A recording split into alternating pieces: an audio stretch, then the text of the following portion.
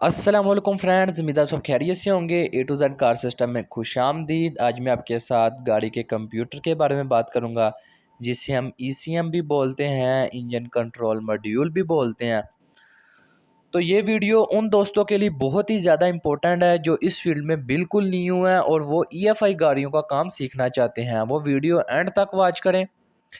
तो सबसे पहले मैं वीडियो शुरू करने से पहले कहूँगा कि जिन दोस्तों ने मेरे चैनल को सब्सक्राइब नहीं किया वो चैनल को सब्सक्राइब कर दें और बेल के बटन को प्रेस कर दें ताकि आने वाली वीडियो आपको आसानी से मिल सके। मैं अपने टॉपिक की तरफ आता हूँ। ये आपके सामने होंडा का कंप्यूटर है, होंडा डाउन मॉडल का ये कंप्यूटर है। और जो दूसरा आपको स्क्रीन में नज़र आ रहा है ये वाला, ये टोयोटा का कंप्यूटर है, टोयोटा करोला का ये कंप्यूटर है। अब मैं आपके साथ बात करूँगा कि गाड़ी में कंप्यूटर का क्या रोल है। ईएफ इंजन को ये कंप्यूटर ही वर्क करवा रहा होता है। अगर ये ईसीएम ना हो, ये कंप्यूटर ना हो तो ईएफ इंजन किसी काम का नहीं है। गाड़ी के अंदर जितने भी सेंसर्स लगे होते हैं वो सेंस करके इस कंप्यूटर को बताते हैं, फिर कंप्यूटर उस हिसाब से इंजन को कंट्रोल करता है।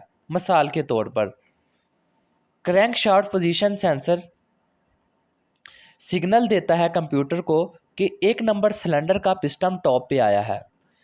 फिर कंप्यूटर क्या करेगा, कंप्यूटर ने एक नंबर पिस्टन जो एक नंबर सिलेंडर होगा उसका जो इंजेक्टर होगा उस पर पल्स देगा ताकि इंजेक्टर स्प्रे करे, और एक नंबर जो सिलेंडर होगा उसकी कॉइल पे भी सिग्नल देगा ताकि कॉइल करंट निकाले और प्लग स्पार्क करे और इंजन स्टार्ट हो।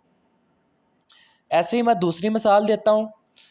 मैप सेंसर का काम होता है कि इंजन के अंदर जो हवा आ रही है उसका प्रेशर कितना है।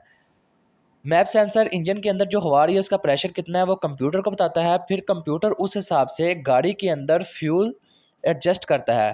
फिर कंप्यूटर उस हिसाब से गाड़ी के इंजेक्टर्स पे पल्स देता है कि जितनी गाड़ी के अंदर हवा आ रही होगी उसके मुताबिक ही कंप्यूटर वो इंजेक्टर पे पल्स देगा ताकि इंजन स्टेबल खड़ा हो। इसीलिए गाड़ी के कंप्यूटर का बहुत ही ज़्यादा अहम रोल है। ईएफ इंजन को स्टेबल रखने के लिए इस कंप्यूटर का बहुत ही ज़्यादा अहम रोल है। उम्मीद है आप लोगों को